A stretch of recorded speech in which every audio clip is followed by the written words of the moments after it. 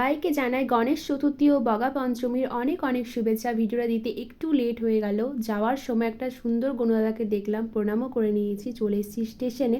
স্টেশনের বাইরে একটা ইন্ডিয়ান ফ্ল্যাগ উঠছে, কত সুন্দর দেখতে লাগছে না। স্টেশনের ভেতরে ঢুকেও পড়েছি, চলে এসেছি হুল এক্সপ্রেস, এই ট্রেনেই আসছে পরিসোনা। পরিসোনা ট্রেন থেকে নেমেও পড়েছে, কোলেও নিয়ে নিয়েছে। তো ভীষণ খুশি যে মামার বাড়ি এসে ও শিউরি শিউরি করছে শুধু।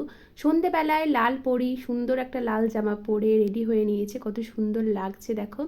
সব বোনগুলো মিলে রেডি হয়ে নিয়েছি, কেমন লাগছে কমেন্ট করে জানিও। রেডি হয়েছি কারণ আজ আমাদের এখানে বগা পুজো খুব ধুমধাম হয়, ওই জন্য এত সুন্দরভাবে রেডি হয়েছি। চলে এসেছি মায়ের মন্দিরে, এসে প্রণামও করে নিয়েছি। সবাইকে যেন সুস্থ রাখে মা, এই কামনাই করেছি।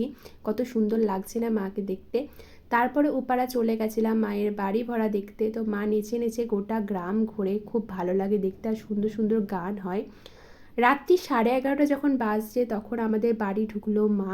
সবাইকে মা একে একে আশীর্বাদ করে দিল। আর এই সময়টাতে কেন যে এত কান্না পায় আমি জানি না। আজকের ভিডিওটা এ পর্যন্তই, ভালো থেকো, সুস্থ থেকো, টাটা বন্ধুরা, পরে নিউ ভিডিও দেখা হচ্ছে।